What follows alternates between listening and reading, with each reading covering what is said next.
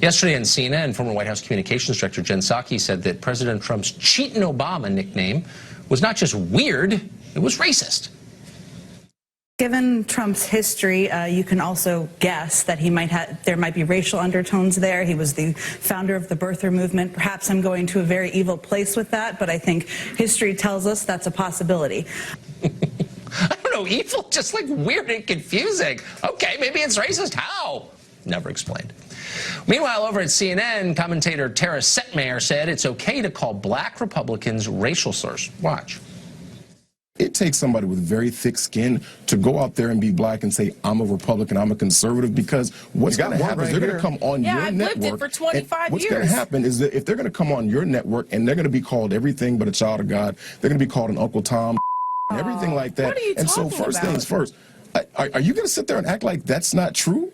I guess, if you act like it and someone calls you out on it, then we can't do anything about that. Maybe the messenger. So it's okay to actually call someone a particular name as long as you feel like they're acting like that. Is that what you're saying? Poor Don Lemon. Nice guy. Show's really unbelievable.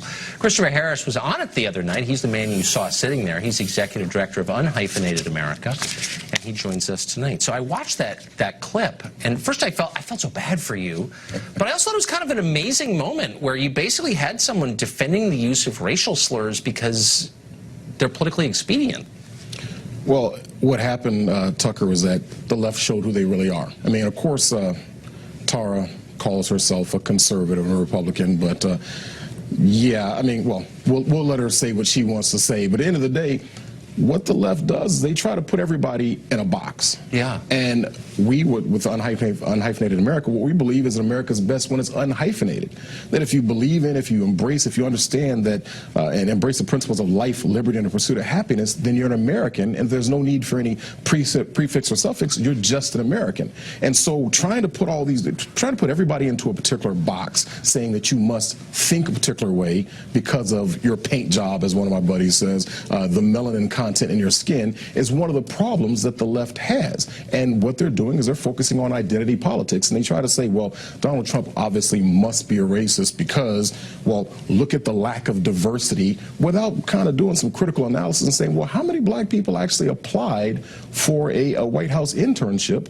And even then, when you look at what happened with Ms. Setmayer, is that she just vilified any black person who doesn't toe the line. Well, exactly. So what happens, I mean, and one of the reasons for the hysteria, I think, is Trump actually got a higher percentage of the black vote than the Republican who ran before him, Mitt Romney.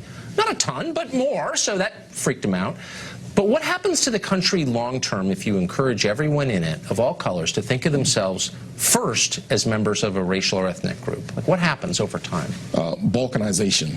Yeah. You know, the term, a lot of people are not familiar with it, but the Balkan region, what you have is a lot of different tribes, different groups of people who are all constantly warring against each other. And one of the things that, I mean, we are the United States of America. I mean, granted, you have people, you're maybe a Virginian or you're a South Carolinian or a Texan or whatever like that. And so you might have a certain amount of pride for being from the state that you're from. But at the end of the day, we're all Americans. We have something unifying in our culture. It's, once again, it's those beliefs in life, liberty, and the pursuit of happiness. And it's one of those things that they keep trying to push these identity politics to say that you must think a particular way because of the color of your skin. But more importantly, they want you to believe that they want me to believe that because of the color of my skin, that I'm inherently a victim, that I will always be a victim, and that I should vote a particular way for the people who, I guess, they want to protect me.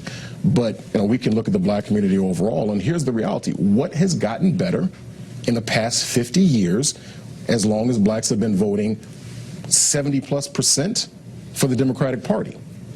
No one can say that things have gotten better from economic standpoint. The schools haven't gotten better. Economically, we're not doing better. Family-wise, we're not doing better. But yet, these are the points that they keep wanting to push with these identity politic issues, and it's just really maddening. Do you think, quickly, that maybe the identity politics is designed to distract people from thinking about their actual circumstances, from asking the questions you just raised, which is like, is my life better? Am I making more? Is my family better off? If they can wave the red flag of race in front of you, maybe you won't think about those things. Well, you know, Don, the reality is, I mean, I attend McLean Bible Church, which is a huge church. It's an ethnically diverse church. I mean, I always say that the culture culture is Christian, but it's an ethnically diverse church. We have over 100 different ethnicities represented at our church. And when you have people interacting one-on-one, there's no real issues of racism. Exactly. And church is the best possible example of that. Thank you very much. That was great. Thank you for having me. We will make America great again.